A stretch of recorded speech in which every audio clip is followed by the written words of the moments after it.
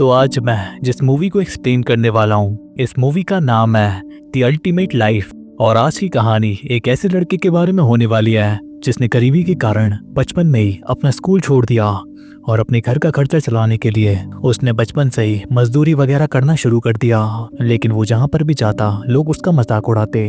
तो ये कहानी है रॉन नाम के 12 साल के लड़के की, जो कि एक काफी गरीब फैमिली से बिलोंग करता है।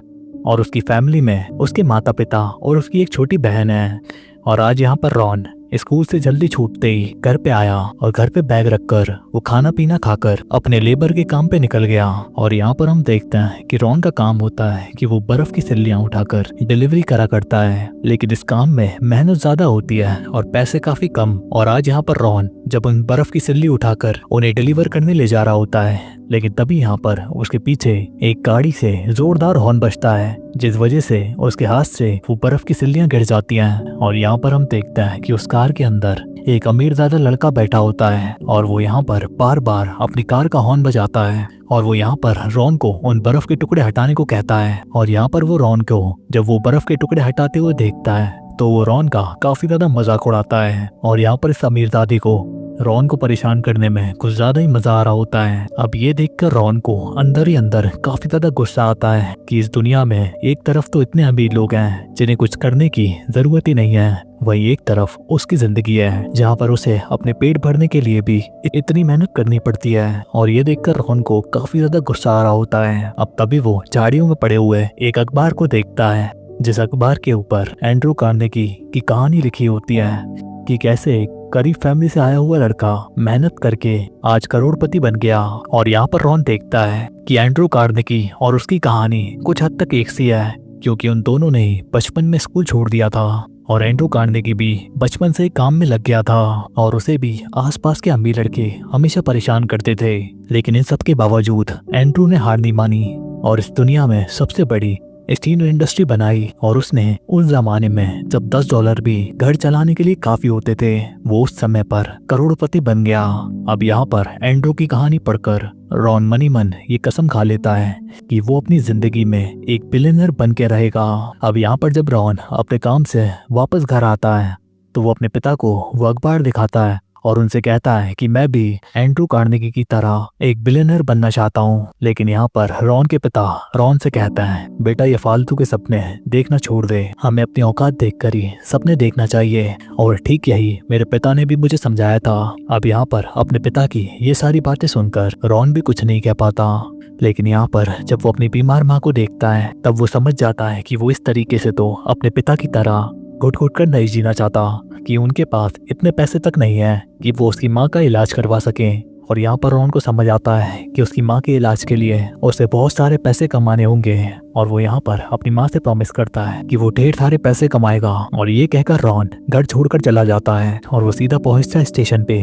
लेकिन उसके पास ट्रेन के टिकट के कोई पैसे नहीं होते, तो फिर वो जाकर के एक मालगाड़ी में बैठ जाता है। लेकिन वहाँ पर भी स्टाफ के लोग आकर उसे पकड़ लेते हैं। अब यहाँ पर जब वो स्टाफ से भाग रहा होता है तब मालगाड़ी पे चढ़ा हुआ एक आदमी रॉन की मदद करता है और उसे स्टाफ से बचा लेता है। और रॉन मालगाड़ी में आकर एक घास के टुकड़े पर थके होने की वजह से सो जाता है। और अगली सुबह जब उसकी आँख खुलती है तब वो उसी आदमी को देखता है। और यहाँ पर वो आदमी कहता है कि मेरी मंजिल आ चुकी है और अब मैं यहाँ से जा रहा हूँ। तब यहाँ पर रॉन उस आदमी का शुक्रिया अदा करता है उसकी मदद करने के लिए। तब यहाँ पर यह आदमी कहता है, अगर तुम्हें मुझे शुक्रिया अदा करना है तो तुम भी किसी की मदद कर देना। और इसके बाद वो आदमी ट्रेन से कूदकर वहाँ से चला जाता है।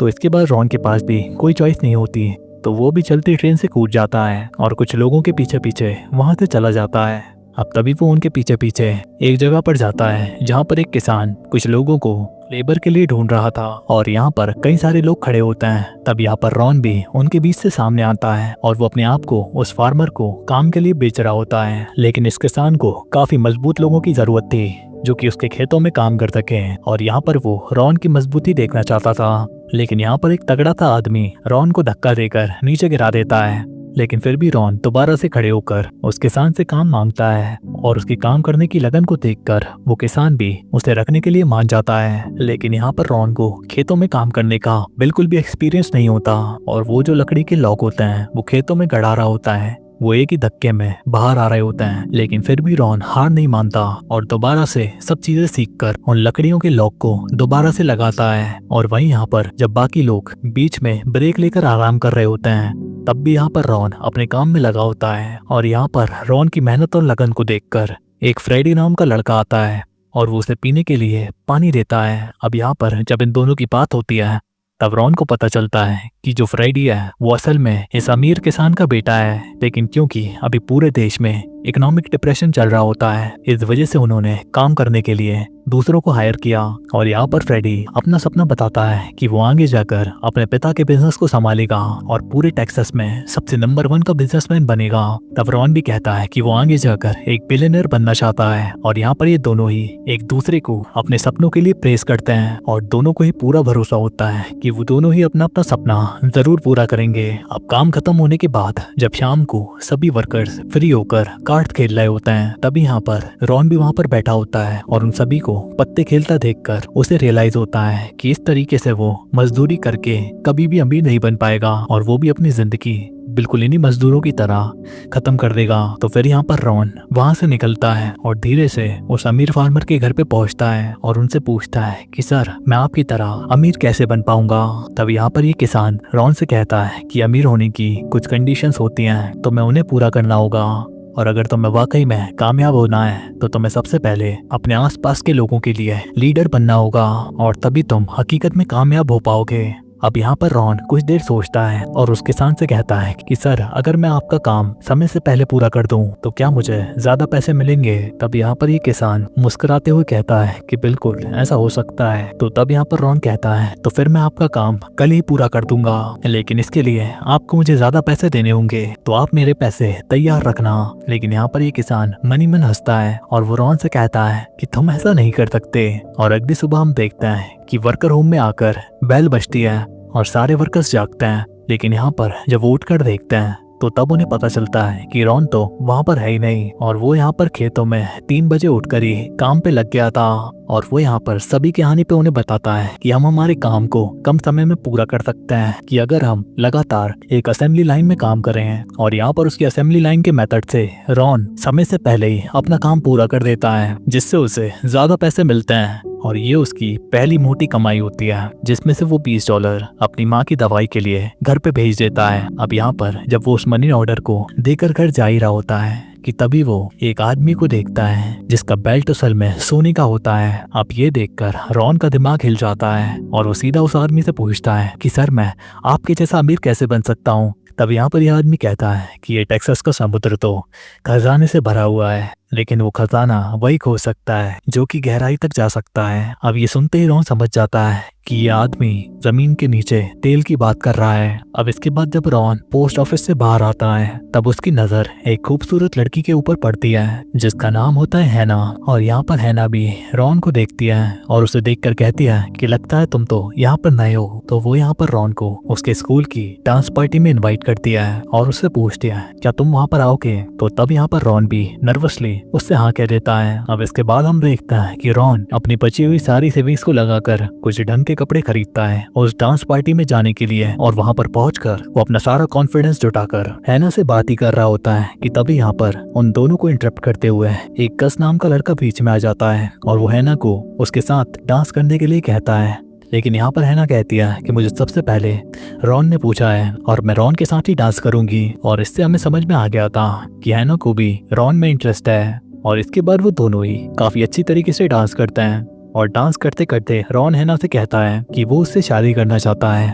लेकिन यहाँ पर हैना कहती है कि मेरे डैड मुझे कभी भी एक अनपढ़ आदमी के साथ शादी नहीं करने देंगे। तो इसके बाद यहाँ पर अगले दिन रॉन को अपने साथ स्कूल लेकर के आती है, लेकिन वहाँ पर भी एक अमीर दादा रॉन को चढ़ाता है और वो हैना से कहता है कि हैना, आखिर तुम किस चप्पड़गंजों के साथ घूम रही हो। तब ये सुनकर रॉन को भी काफी गुस्सा आ जाता है और वो कहता है कि जिसे तू चप्पड़गंजो कह रहा है वो एक दिन एक बिलियनर बनने वाला है, तो अपनी जबान संभाल के बात कर। और यहाँ पर हैना भी रॉन को पसंद तो करती है, लेकिन वो रॉन से कहती है कि मेरे पिता कभी भी मेरी ऐसे लड़के से शादी नहीं करेंगे जिसके पास डिग्री तक नहीं है। तो इसलिए वो रॉन को स्कूल लेकर के आई होती है और यहाँ पर हैना प्रिंसिपल से बात करती है रॉन को एज ऑडिटर जॉब देने के लिए। लेकिन यहाँ पर प्रिंसिपल कहता है कि तुमने तो अपना स्कूल तक कंप्लीट नहीं किया तो हम तुम्हें काम पे कैसे रख सकते हैं। तब इस पर यहाँ पर रॉन भी कहता है कि स्कूल जाने से कुछ भी नहीं होता, जो भी काम है मैं खुद सीख सकता हूँ, मुझे स्कूल की जरूरत नहीं है। और वो कहता है कि दुनिया में ऐसे कई लोग हैं जो कि स्कूल नहीं गए, कॉलेज नहीं गए, लेकिन फिर भी वो अपनी फील्ड में काफी ज्यादा सक्सेसफुल हुए। मैं स्कूल के बिना ही खुद किताबें पढ़कर सब कुछ सीख सकता हूँ, तो मुझे स्कूल की जरूरत नहीं है। अब यहाँ पर प्रिंसिपल रॉन को एक काफी बड़ा लेक्चर तो देने वाला था, लेकिन इससे पहले वो रॉन की बेइज्जती करने के लिए हैना से किताब में एक 5 डिजिट का मल्टीप्लिकेशन लिखने को कहता है। अब यहाँ पर हैना जब उस मल्टीप्लिकेशन को लिख रही होती है तब एक ही सेकंड में रॉन उसका जवाब दे देता है। और जब हैना उसे कैलकुलेट कर देखती है तब रॉन का जवाब बिल्कुल सही होता है और रॉन यहाँ पर नहीं रुकता और वो प्रिंसिपल से कहता है कि सर, कि आपके हाथ में जो इतनी देर से खुजली चल रही है वो असल में आपके बगल में रखे हुए इस प्लांट की वजह से हो रही है। आपको इस प्लांट से एलर्जी है और असल में ये प्लांट एक्जिमा क्रिएट करता है और इस प्लांट का नाम है फाइकस एंजीमा, जो कि अपनी पत्तियों से एलर्जेंस को प्रोड्यूस करता है और उसी वजह से आपके हाथ में वो एलर्जी हो रही है। लेकिन इतना सुनने के बाद भी प्रिंसिपल रॉन से कहता है कि नॉलेज होना अच्छी बात है, लेकिन तुम्हारे पास एजुकेशन का एक स्ट्रॉन्ग फाउंडेशन होना भी जरूरी है। लेकिन तब यहाँ पर रॉन कहता है कि सर, आप इस स्कूल के प्रिंसिपल हो, आपने तो अपनी पूरी पढ़ाई कंप्लीट कर ली, लेकिन फिर भी आपकी पूरे साल भर की कमाई सिर्फ $1730 है। और अगर आप इतनी सारी पढ़ाई के साथ सिर्फ इतना सा पैसा कमाओगे तो ये तो मेरे लिए कभी भी काफी नहीं है। और ये कहकर रॉन वहां से निकल जाता है। लेकिन अब यहाँ पर रॉन की ये बातें सुनकर हैना काफी गुस्से में आ जाती है और वो यहाँ पर रॉन से कहती है कि ये सब कुछ तो प्रिंसिपल से कम्पीट करने के लिए कह रहे हो, जितनी भी बातें तुमने की हैं वो सब तुम्हारी अंदर की कमियों को छुपाने के लिए किए हैं। और इतना कहकर हैना वहां से चली जाती है और रॉन ये देखते ही रह जाता है। लेकिन अगले दिन जब वो क्लास में आती है तो वो वहां पर रॉन को देखती है जिसने हैना की बात मान ली थी और अब वो वहां पर हैना की क्लास ज्वाइन करता है। और हैना भी काफी ज्यादा खुश होती है कि एटलीस्ट रॉन ने उसकी एडवाइस को माना। और अब इस पूरे स्कूल टाइम में ये दोनों एक दूसरे का साथ काफी एंजॉय करते हैं। लेकिन तभी एक दिन न्यूज में खबर आती है कि जापान ने यूएस के हार्बर पे अटैक कर दिया है, जिस वजह से यूएस को फिर जंग का ऐलान करना पड़ा। अब यहाँ पर ये खबर सुनकर रॉन को एहसास होता है कि उसके देश को उसकी जरूरत है। और एक तरफ तो रॉन को पैसे तो कमाने ही थे, लेकिन साथ में वो अपने देश को इस मुश्किल हालात में नहीं छोड़ सकता। तो इसलिए वो हैना के पास आता है और वो कहता है कि अब मैं अपने देश की मदद करने के लिए आर्मी को ज्वाइन करना चाहता हूँ। लेकिन ये बात सुनकर हैना उससे साफ मना करती है और वो उससे कहती है कि तुम्हारी तो अभी आर्मी में जाने की उम्र भी नहीं है। लेकिन यहाँ पर रॉन कहता है कि उसने उसकी एज के बारे में हैना से झूठ बोला था और वो आर्मी में जा सकता है। अब ये बात सुनकर हैना को काफी ज्यादा गुस्सा आ जाता है और उन दोनों के बीच में काफी आर्ग्यूमेंट्स होती हैं। लेकिन वो सारी आर्ग्यूमेंट्स तब खत्म हो जाती हैं जब हैना उसे आई लव यू कहकर फेयरवेल करती है, जिसके बाद रॉन जाकर के आर्मी में भर्ती हो जाता है। और इसके बाद हम देखते हैं कि जंग के मैदान में एक सीनियर ऑफिसर एक नए सिपाही को एक लेटर देकर और उसे फ्रंट कमांड में दे के आने को कहता है। लेकिन यहाँ पर वो नया सिपाही फ्रंट कमांड में नहीं जाना चाहता था क्योंकि वहाँ पर गोलीबारी हो रही थी। अब उसे डरता हुआ देखकर रॉन बीच में से ही वो एनवलप ले लेता है और फ्रंट कमांड के लिए निकल जाता है। लेकिन जब वो वहाँ पर पहुँचता है तब वो देखता है कि जंग कोई मजाक की चीज नहीं है, क्योंकि यहाँ पर चारों तरफ गोलीबारी हो रही होती है। और यहाँ पर उस एनवलप की डिलीवरी करते वक्त वो बीच में घायल हो जाता है। लेकिन किस्मत से वहाँ पर उसके स्कूल का वो गस नाम का लड़का वहाँ पर होता है और वो रॉन को घसीट के बैटलफील्ड से बाहर लेकर आ जाता है और उसकी जान बचाता है। और इसके कुछ समय बाद फाइनली ये जंग खत्म होती है और इसके बाद समय बीतता है और रॉन अब बच्चा नहीं रहा था। उसकी शादी हैना से हो चुकी थी और रॉन ने अपनी सारी सेविंग्स को लगाकर एक ऑयल की ड्रिलिंग मशीन खरीदी होती है। लेकिन काफी खुदाई करने के बाद भी उसे जमीन के अंदर कोई तेल नहीं मिलता, जिस वजह से उसकी पूरी फैमिली को घर का खर्च चलाने में काफी दिक्कतें आ रही होती हैं और वो बड़ी मुश्किल से अपने बच्चों को पाल पा रहा होता है। अब यहाँ पर रॉन होशियार तो होता है, लेकिन उसकी किस्मत काफी ज्यादा खराब होती है, क्योंकि वो काफी समय से कई जगहों पर जाकर जमीन को ड्रिल करके तेल निकालने की कोशिश कर चुका है, लेकिन उसके हाथ कभी भी कुछ नहीं लगा। अब एक दिन जब रॉन अपने बेटे के साथ कैच कैच खेल रहा होता है तभी उसे अपने बच्चे से एक आइडिया मिलता है कि वो वैसे भी इतनी बार ट्राई कर चुका है तो उसे एक बार अपने काम में प्रोफेशनल लोगों की मदद लेनी चाहिए। तब इस बारे में सोचकर रॉन कुछ प्रोफेशनल लोगों को हायर करता है और जब यहाँ पर वो प्रोफेशनल लोग आकर उस पूरे एरिया का सर्वे करते हैं। तो तब यहाँ पर उन्हें एक जगह मिल जाती है जहाँ पर काफी सारा तेल हो सकता है। और यहाँ पर जब वो उस जगह पर खोदते हैं तो वहां से सच में तेल निकल आता है। और वो बताते हैं कि उस जमीन के अंदर लगभग 50,000 बैरल का तेल है, जिसे बेचकर वो कम से कम एक मिलियनर तो बनी जाएगा।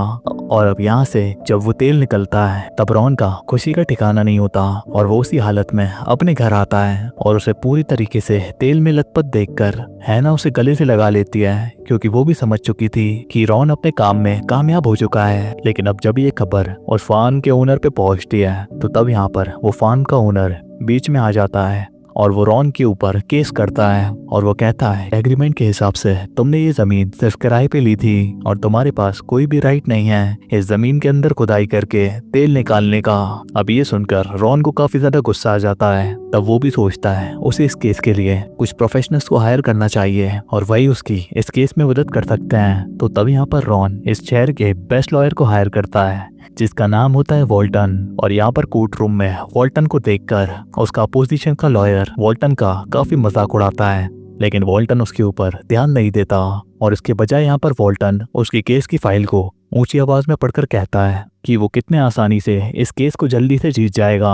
और यहाँ पर जब वो उस अपोजिशन के वकील को किराए पे दी हुई जमीन के लॉज बताता है तब यहाँ पर वो अपोजिशन का वकील भी चुपचाप बेइज्जत होके वहां से निकल जाता है। और रॉन ये देखकर कि वॉल्टन ने बिना केस लड़े ही पहले ही उसे जिता दिया, रॉन वॉल्टन से काफी खुश होकर वो वॉल्टन को अपनी कंपनी का लीगल एडवाइजर बना देता है। और इसके बाद हम देखते हैं कि अगले 10 सालों में रॉन का ऑयल रिफाइनरी का बिजनेस काफी जोरों शोरों से चलता है और वो एक के बाद एक कई फार्म लैंड्स को खरीदता है। और उसने अब तक अपना ऑयल का एम्पायर काफी बड़ा कर लिया होता है। और अब तक रॉन की नेटवर्थ कई मिलियंस ऑफ डॉलर हो चुकी थी। लेकिन जैसे जैसे रॉन का बिजनेस बढ़ता जा रहा था, रॉन का अपना पूरा ध्यान अपने बिजनेस के ऊपर ही होता है, जिस वजह से फिर वो अपनी फैमिली को टाइम नहीं दे पा रहा था।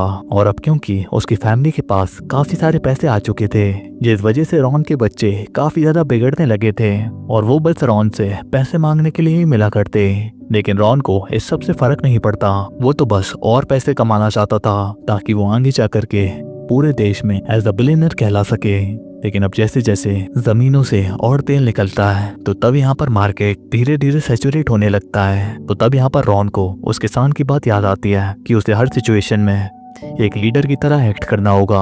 और यहाँ पर जब वो देखता है कि ऑयल माइनिंग का कंपटीशन काफी ज्यादा बढ़ चुका है तो तब वो ऑयल रिफाइनिंग की तरफ अपने कदम बढ़ाता है, क्योंकि वो सिर्फ जमीन से अभी क्रूड ऑयल बाहर निकाल रहा होता है और मार्केट में बेच रहा होता है। लेकिन अब कंपटीशन बढ़ने से मार्केट इतना ज्यादा सैचुरेट हो चुका था कि अब उसके प्रॉफिट्स धीरे धीरे काफी कम होते जा रहे होते हैं। तो तब यहाँ पर रॉन फैसला करता है कि अब वो सिर्फ ऑयल माइनिंग का बिजनेस नहीं करेगा, अब वो इस क्रूड ऑयल को रिफाइन भी करेगा। और अब वो एक घाटे में जा रहे ऑयल रिफाइनरी को ढूंढता है और उसके ओनर से उस कंपनी को खरीदने का कहता है। लेकिन यहाँ पर ये ओनर रॉन का घमंडी बर्ताव देखकर उसे अपनी कंपनी नहीं देना चाहता था। तो तब यहाँ पर वॉल्टन इस मामले को संभालने की कोशिश करता है। लेकिन यहाँ पर रॉन उस कंपनी के ओनर से कहता है कि वैसे भी तुम्हारे पास अपने खुद का तेल नहीं है, जिस वजह से तुम्हारी कंपनी घाटे में जाती जा रही है और तुमने अगर इस कंपनी को नहीं बेचा तो तुम सड़क पे आ जाओगे और मैं तुम्हारी कंपनी के लिए तुम्हें एक बेहतरीन कीमत दे रहा हूँ, तो चुपचाप मेरी बात मान जाओ। लेकिन यहाँ पर रॉन का ये घमंडी बर्ताव देखकर कंपनी का ओनर रॉन से कहता है कि मेरा डिसीजन आपको घर पहुंचकर पता चल जाएगा। तो इसके बाद रॉन और वॉल्टन अपने होटल रूम में आ जाते हैं। लेकिन अब उन्हें उसके डिसीजन का इंतजार करते हुए 2 हफ्ते बीत जाते हैं, लेकिन अभी भी उन्हें उस कंपनी के ओनर से कोई रिस्पॉन्स नहीं मिलता। और इसके बाद अगले दिन जब क्रिसमस होता है और यहाँ पर वॉल्टन रॉन से कहता है कि उसे अपने घर जाना होगा अपने फैमिली के साथ क्रिसमस मनाने के लिए। लेकिन वहीं यहाँ पर रॉन के लिए ये रिफाइनरी का मिलना काफी ज्यादा इम्पोर्टेंट होता है, तो इसलिए फिर वो अकेले ही उस कंपनी के ओनर के डिसीजन के लिए रुकता है। और क्रिसमस से अगले दिन वो कंपनी का ओनर अपना डिसीजन एक एनवेलप में लिखकर रॉन को दे देता है और उस एनवेलप के हिसाब से वो कंपनी का ओनर अपनी कंपनी को रॉन को बेचने के लिए तैयार हो गया होता है। और जब रॉन उससे पूछता है कि अगर तुम्हें अपनी कंपनी को बेचना ही था तो तुमने आखिर इतना समय क्यों लगाया, तो तब यहाँ पर वो कंपनी का ओनर कहता है कि मैं तो बस तुम्हारी सिंसियर सिक्योरिटी को चेक कर रहा था। और इसके बाद जब रॉन उस ऑयल रिफाइनरी कंपनी को एक्वायर कर लेता है तो इस बात की खबर न्यूज़पेपर में आ जाती है कि अब रॉन की कंपनी $1 बिलियन एम्पायर बन चुकी है। और उस न्यूज़ को पढ़कर उसे अपने बचपन की याद आ जाती है जब उसने पहली बार बिलियनियर बनने का सपना देखा था। और यहाँ पर रॉन अपना सपना पूरा करके बहुत ही ज्यादा खुश हो जाता है। लेकिन इसके बाद जब वो अपने आसपास देखता है तब वो पाता है कि उसकी खुशी को बांटने के लिए उसके आसपास तो कोई भी नहीं है। लेकिन इसी के बाद होटल रूम में उसके लिए एक फोन आता है जो कि उसकी वाइफ की तरफ से होता है। और यहाँ पर उसकी वाइफ रॉन को बताती है कि घर लौटते वक्त वॉल्टन का खतरनाक कार एक्सीडेंट हो गया है। और यहाँ पर जब रॉन हॉस्पिटल में पहुंचता है तो तब उसे पता चलता है कि इस कार एक्सीडेंट में उसकी दोनों किडनीज डैमेज हो चुकी हैं। और अब बस वॉल्टन इसी सहारे पे जिंदा है कि कहीं से उसे एक किडनी डोनर मिल जाए। अब यहाँ पर अपने दोस्त वॉल्टर की ये हालत को देखकर रॉन डिसाइड करता है कि वो अपनी एक किडनी को वॉल्टन को डोनेट कर देगा। और यहाँ पर वो अपनी डायरी में हर चीज के लिए ग्रेटफुल होता है जो कुछ भी उसे अपनी लाइफ में मिली थी। और उसे उस ओल्ड मैन की बात भी याद आती है कि अगर तुम्हें शुक्रिया अदा करना है तो किसी और की मदद करके इस जिंदगी का सच में शुक्रिया अदा करो। और यहाँ पर रॉन अपनी डायरी में वो सारी चीजें लिखने लगता है जिसके लिए वो जिंदगी का बहुत ज्यादा शुक्रगुजार है। और इस एक्सपीरियंस से रॉन समझ जाता है कि जिंदगी का असली मतलब क्या है। और हॉस्पिटल से रिकवर होने के बाद रॉन अपने सभी बच्चों के साथ एक फैमिली मीटिंग रखता है और उनके सामने ये अनाउंस करता है कि वो अपनी सारी वेल्थ से एक चैरिटी ऑर्गेनाइजेशन शुरू कर रहा है ताकि वो उन लोगों की मदद कर सके जिन्हें मदद की जरूरत है। और यहाँ पर रॉन अपने हर एक बच्चे को $10,000 $10,000 देता है ताकि वो इस चैरिटी ऑर्गेनाइजेशन का हिस्सा बनकर सबसे पहले उनकी मदद कर सके। लेकिन इन पैसों के मिलते ही उसके सभी के सभी बच्चे आपस में बात करने लगते हैं कि इन पैसों से वो अपने लिए क्या क्या खरीदेंगे। तो तब ये देखकर रॉन को काफी बुरा लगता है। लेकिन इसके बाद रॉन का सबसे छोटा बेटा आकर वो $10,000 रॉन को वापस देता है और कहता है कि डैड इन पैसों से आप उन गरीब लोगों की मदद करना। और ये देखकर रॉन काफी ज्यादा खुश होता है क्योंकि रॉन ने वो पैसे देकर उसके सभी बच्चों का टेस्ट लिया होता है। और इसके बाद रॉन अपने सबसे छोटे बेटे को अपनी पूरी कंपनी का मालिक बना देता है। और लास्ट में हम देखते हैं कि ये कहानी असल में एक बिलियनियर जॉन डी रॉकफेलर की होती है जिसे कि दुनिया किंग ऑफ ऑयल के नाम से जानती है। और इसी के साथ ये कहानी यहीं पर खत्म हो जाती है। तो कैसी लगी ये कहानी कमेंट में जरूर बताना। मैं मिलता हूँ आपसे एक और नई कहानी के साथ, तब तक के लिए गुड बाय, बाय बाय, नाना, सायोन।